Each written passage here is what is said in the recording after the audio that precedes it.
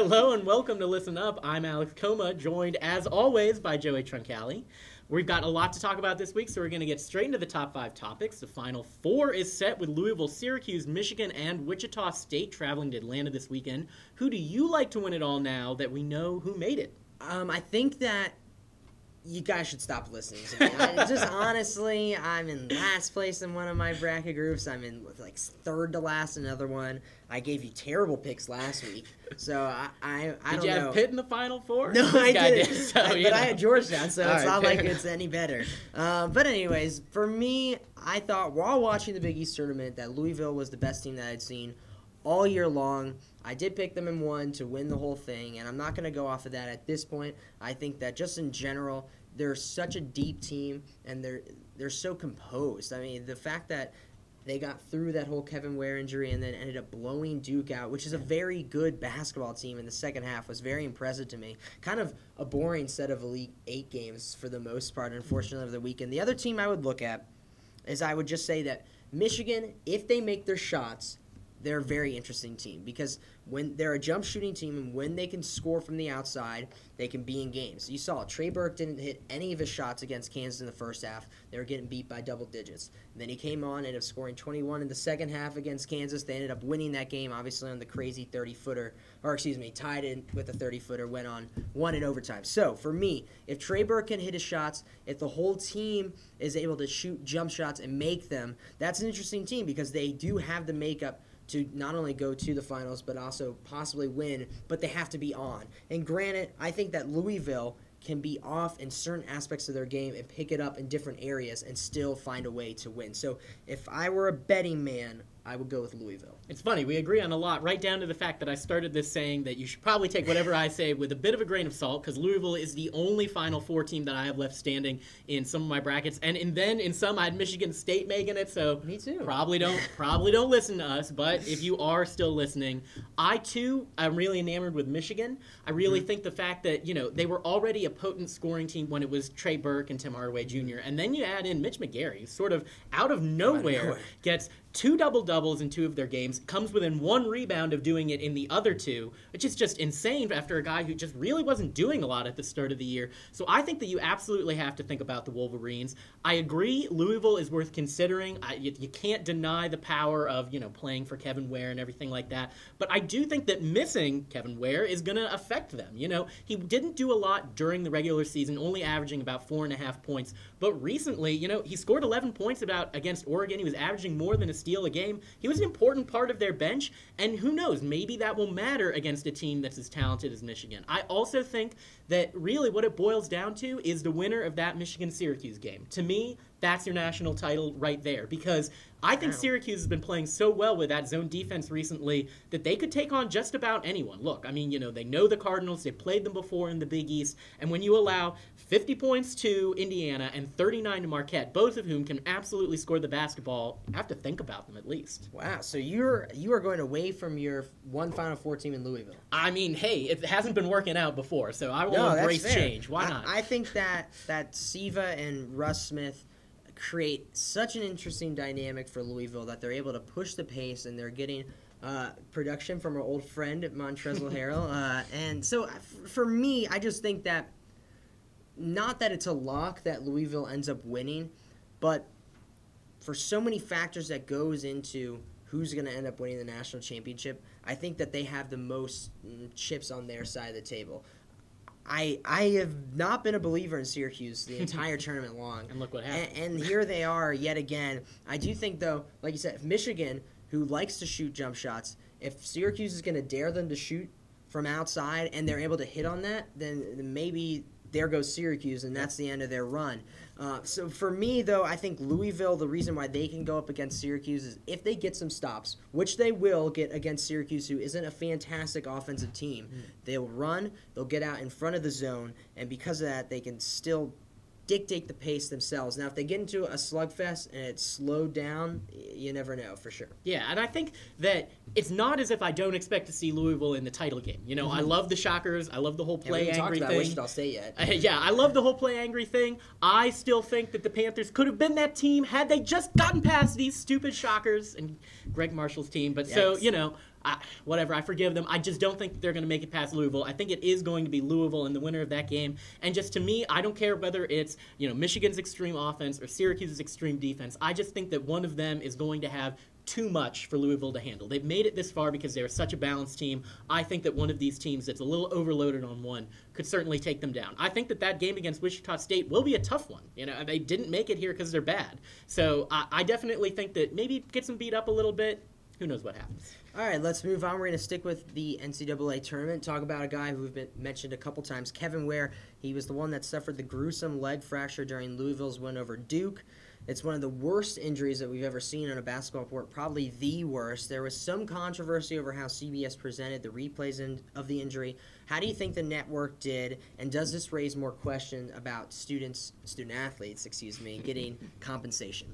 Well, people got really up in arms about the way that CBS handled it. I saw it all over Twitter. Everyone was very offended by the fact that they replayed the injury and that it's, very gruesome and they didn't do a good enough job warning people about it. And I get that to an extent, but at the same time, if you're someone like me, who had the game on, didn't see the injury, then see everyone freaking out on the court, I don't see how you can't replay something that was such a huge moment of the game. Maybe you can argue they should have cut away a little sooner. Maybe you can argue they should have made it more apparent what viewers were about to see when they'd had the replay. But to me, I just think that they sort of had, maybe not journalistic necessarily because this is very much an entertainment product, but they had a little bit of a responsibility to the viewers to still show it, even if it was unpleasant to see, not just pretend that it didn't happen. Because for me, I look up, I see Rick Pitino in tears. I want to know what happened. I just went online and, YouTube the video anyway. It was already up by this point. I just don't think that they're going to stop anyone from seeing it who wants to see it. I didn't really see the point in all that controversy. CBS, I believe, showed the replay maybe twice. Twice. That's not a lot. Mm-hmm. I think they showed the Marcus Lattimore injury infinitely more. More than twice. They showed it on SportsCenter at least once. So yeah. For me, I had no problem with how CBS handled it. I thought it was smart of them to stay with the play. I thought it would have been insensitive, really, to go to a commercial. Sure. And I thought that Jim Nance many people don't like to make fun of Jim Nance, really his subdued nature, his kind of whisper act, it really works well for what was going on during that time. I think it was, they showed, when you saw the replay, it was hard to even know what was going on because originally it happened. Then you see 3 Louisville guys on the floor, and you're saying, did they just bonk heads or something? And you're looking at them, and then Clark Kellogg is saying something to the effect of, I believe, blah, blah, blah, something happened away from the ball here. Then they showed the replay once, showed it twice, and that was it.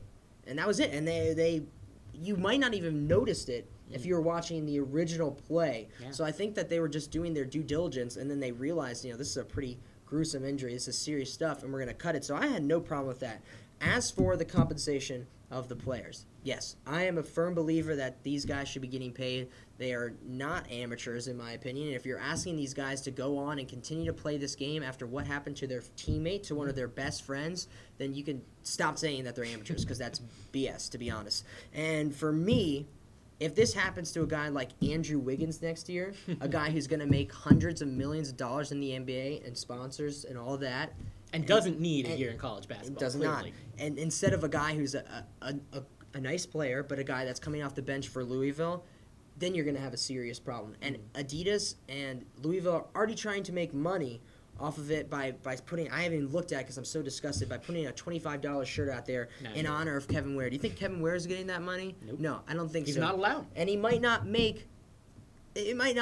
play another minute of basketball. I mean, obviously optimistic. He's already walking a little bit or whatever. Mm-hmm. But he might not play another minute of basketball. And we're saying this kid shouldn't get any compensation. Don't give me this scholarship baloney. It's just they make so much money for these schools, and they barely get anything back for it. Yeah, I mean, I heard a lot of the arguments against showing the replay kind of ties into the whole compensation argument, being that he's just a kid.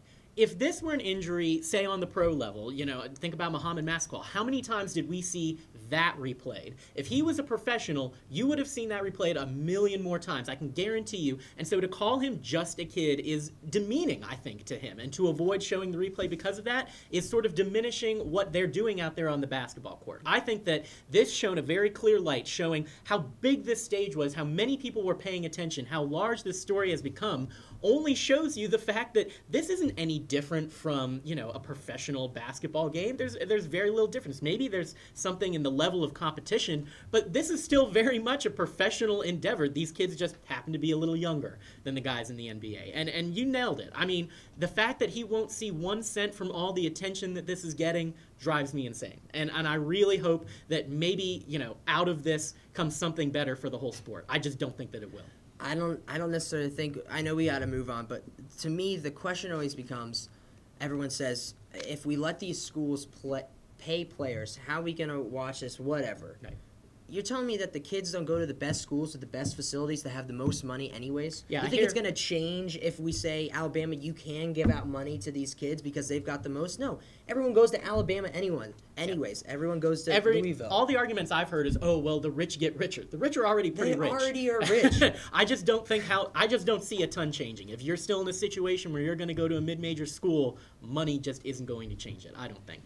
All right, we're going to move on to football, a little bit more lighthearted topic. The Oakland Raiders just acquired Seattle's backup quarterback, Matt Flynn, for a pair of draft picks. Do you think he'll be the answer out there in Oakland? I think the only reason this is a lighthearted topic is because it doesn't involve either of our two teams. I don't necessarily think he can be the answer out west. I don't know if there is an answer out west, honestly. It seems like Oakland really is the black hole of the NFL. For me, Matt Flynn has been traded twice now within the last couple of years. Obviously, he was just a backup, but that's right. He was just a backup, and he was just a late-round pick. It's not like this guy is a first-round pick that it hasn't gotten his chance yet. There's a reason why he wasn't known as a commodity. He doesn't have a strong arm. He wasn't that great back at LSU. So for me, the fact that we're continuing to pin this guy as going to be the next best thing off of a couple of starts is incredible to me. So, no, I don't think that this is necessarily going to be the answer in Oakland. Yeah, I've actually heard their coach, Dennis Allen, comparing him to Matt Schaub, which is an interesting comparison to me because,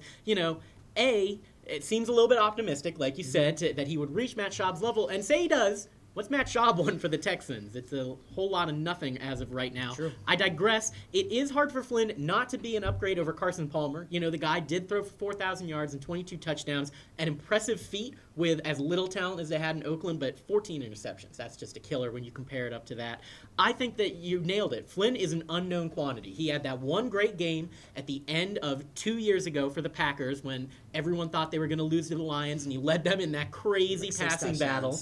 Crazy game. Seattle saw that, trades for him. He completes over 70% of his passes in the preseason last year, and Pete Carroll still jumps Russell Wilson over him. So I just don't know what to think. I think that it's certainly better than what they had. I've heard rumors that the job isn't necessarily his, that Terrell Pryor could certainly be in there. Is it Pryor and how time? Crazy, it certainly might be. I don't know. But at the same time, maybe this accelerates things for a little bit. Kansas City and San Diego, where are they going? Denver's going to be up here. If Oakland can maybe just get up here instead of all the way off screen where they are, then maybe they make this interesting. But as of right now, I remain a little skeptical. All right, let's go on to the NBA now with only a few games left in the regular season. Dallas, Utah, and the Lakers are all battling for that 8th spot in the West. Who do you think makes it, and does it really matter? Well, the Jazz and the Lakers are tied right now. They're both 39 and 36. The Mavs are 2.5 games back at 36 and 38. I don't really see them making it, which I think is unfortunate because I think that they are the one team that couldn't necessarily beat the Spurs. I don't think they're nearly that good, but they might at least be able to make things interesting. They have a history, they have a rivalry. Dirk Nowitzki can take over a game at absolutely any time. And, so I definitely think that it's a shame that they're out because I don't see either of these teams as they're presently constructed doing anything. That being said, I probably like Utah a little more than dysfunctional LA. Really? That's interesting to me. I think that, in general, Dallas might be the most intriguing team if they can find a way. But like you said, they're sort of creeping out now in 2.5 games. Yeah, last night's 20-point loss to the Lakers. Not helping. It's a long 2.5 games is a ton of games when there's only 8 left. So for me, I think that if it's the Lakers or the Mavericks, maybe some noise can be made in that 8th spot. I really don't see Utah being able to do anything against the Spurs or the Thunder. And we've seen crazier things out of the 8th spot. Obviously, San Antonio is still trying to get healthy all the time, and you never know if maybe because of their age they're not all the way healthy going into the first round. But for me, it's just going to come down to Los Angeles is going to find a way to get in, and I think that they probably don't put up a very remarkable effort in the first round against the Spurs. You never know, though. I mean, they've got playoff experience on that team. They've got all-stars on that team. So, in theory, I mean, we all remember back in the beginning of the season when we had the SI cover, this is going to be so much fun, and it hasn't for them. Nope. It's been fun for us, but Yeah, not for them. So, I don't know. I think that, in general, maybe they make some noise, but I see LA making it, and I see them losing in 6 to San Antonio. Yeah, I can see that. I mean, when you look at the schedules, LA's got it a little easier. They play 5 of the last 7 at home. But there are teams like San Antonio, Memphis, and the Clippers in there. The Jazz get 1 fewer home game. They don't have to deal with the Spurs. The Thunder and Nuggets are tough for them, but 2 back-to-back games against the T-Wolves. If they can win both of those, I think that they can get in. Again, I could see them getting swept by the Spurs, no problem. I don't think it matters. For our own edification, I will go with Utah. I just don't think Utah has played well enough for the last month, and that they're very good. But none of those teams might not be very good. No, I don't think any of them are. Yeah. All right, moving over to the NHL, the Penguins sit on the top of the Eastern Conference. The streak just ended, but Sidney Crosby is indefinitely out with a broken jaw. Do you think they can keep up their momentum without him and their other injured stars? Currently, the Penguins are up 5 points on the Canadiens for that first spot in the East. They're not going to lose. They're not going to drop past that second spot. Yep. They're getting the first or second spot in the East. So for me, if I'm a Penguin fan, I don't think that you really are too worried as long as he finds a way to get back for the playoffs. As long as you get this team healthy for the playoff run, you don't really have to worry about what happens over the rest of the Eastern Conference. We've seen home ice advantage really doesn't matter too much in hockey. They probably would like the first seed, honestly.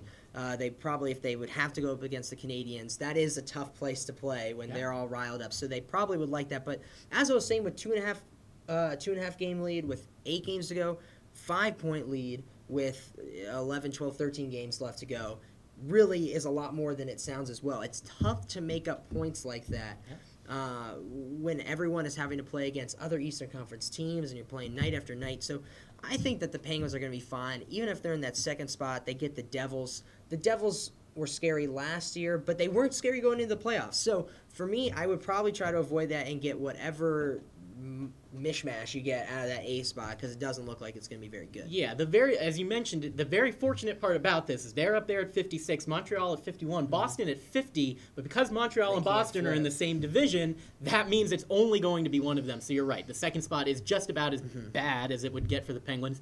But even still, if any team can survive the loss of an offensive player, particularly one as prolific as Crosby, it's the Penguins, who have another who's almost as prolific in Evgeny Malkin, who managed to time his return just a few days before Crosby went out. So, they just got Jerome Iginla. He scored in that loss to Buffalo, even though it did end the streak. So he's clearly going to be a big part of that second line and the power play, which is actually where he scored. They just traded for Jussi Jokinen from Carolina, another guy with a little bit of offense, a little bit of defense to balance things out. But the defense is really what I'm concerned about. Chris Letang is out, but that's sort of his thing. He loves missing at least 5-10 games a season. It's just what he does. Paul Martin is the one I'm considerably more concerned about. That is not his thing. He is a gritty, physical guy that's one of their more important defenders that people don't really know about. No one is sure when he'll be back. Whereas with Crosby, it's pretty definitive. He'll be back for the playoffs. It's the defense that, if anything, gives me chills. So I just want to see people maybe, knock them down off the pedestal a little bit so that they're not such a heavy favorite going into the playoffs. But that truly is, one of the few burdens of having a team that's first in the East. Before we move on to pick 'em, first game of the playoffs, who's starting? Marc-Andre Fleury, I hope. But okay. If it's Vokun, I'm actually not that worried about it. Oh, yeah. All right. Sounds good. Let's go on to pick 'em now. Alex is currently 4 wins up on me. He's 4-0 this year, so this has been pretty disappointing. I'm going to have to make a huge comeback. It starts this week. NBA, Thunder at Pacers. Who do you got? Well, it's funny. These are probably the 2 best teams and the second best teams in their respective conferences. League's #1 offense in the Thunder, #1 defense in the Pacers. I can go out on a limb because I've got that 4-0 lead. I love Indiana. I will take the Pacers. All right, the Pacers have beaten a lot of great teams lately, but the Thunder have been good to me in the past, and I'm not going to go against them at this point. They're only 1 game back from the Spurs in the first place in the West, so I think they smell it. They're going to go for it. All right, fair enough. Staying in the NBA, we got the Rockets going to the Nuggets. I can't find a way to go against the Nuggets at home, so I'm going to stick with Denver. Fair enough. I mean, second and third best offenses in the league. How fun will this game be? It should be good. I say that James Harden just sort of decides he wants this game. He's averaging 26 points a game right now. I will take the Rockets in this one.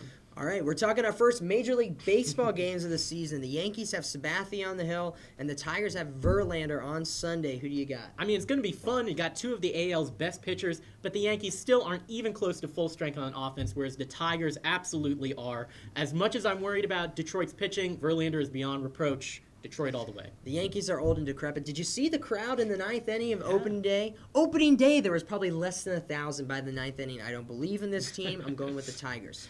All right, fair enough. More MLB. We've got the Nationals with Strasburg up against the Reds with Cueto. Johnny Cueto is my best fantasy starter, so it pains me to say this, but of course I'm going with Strasburg and the Nationals. They're 1-0 right now. On top of the league. 161 to go. We all knew you were going to take the Nats, so naturally I have to take the Reds, even though I might have preferred the Nats. But Cueto, 9 strikeouts against a good Angels lineup. I say Johnny Votto, and my man, Sin-Soo Choo, takes care of it. The Reds will be just fine. All right, last one, NHL Kings at Ducks. All right, LA's very sneakily returned to the form recently. 1 point out of third place in the West. 6-3-1 in their last 10 games. Anaheim just 4-4-2. Kings getting in there. Sneakily? I called this a week, 2 weeks ago? That's not sneaky. I was all over this. I'm going with the Kings as well. All right, we're going to check you into the boards with our quick hits. USC just hired Andy Enfield of Florida Gulf Coast as their head coach. Seemed like a good move to you? What's the worst that could happen? USC has not been good forever, plus his model went full love California. Absolutely. They've been the worst team in the Pac-12 these last couple of years.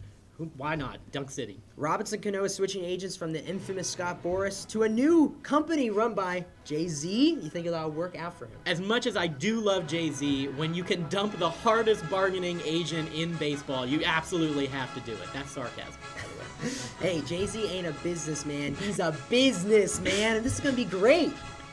Can't believe that happened. All right, the Mets gave out a deal for their followers on Twitter that anyone that clicked a link could get free tickets to their series against the Marlins. Would you take that deal? If I lived in New York, for sure, but man, does it suck to be a Mets fan. Not just, I mean, I have to click a few times, a Alex. few minutes. I'm not sure. The Marlins are terrible. I'm not sure I could do it. The Phillies AA affiliate in Reading, Pennsylvania signed an agreement to host 2 ostriches in their stadium. Would you go to that game? I mean, it's way more than, the Reading Fighting Phils would ever get me to a game. So, yeah, I like ostriches. Why not? Maybe a cooler bird, but ostriches, those aren't cool What's birds. cooler than ostriches? I don't know. Run a fast? peacock? Lay A big cheetah? eggs? What's not to like? All right, well. A security guard at Madison Square Garden denied Knicks owner James Dolan entrance to his own private suite since he'd forgotten his ID. Dolan responded by firing him on the spot. Is he the worst sports owner and even human being ever? Yeah, he certainly seems like the meanest. I mean, I think that Donald Sterling's got worst sports owner on lockdown because of the whole racism thing. But give James Dolan time. He'll get there. I believe in him. Awesome. Thanks for watching Listen Up this week. We'll be back next week.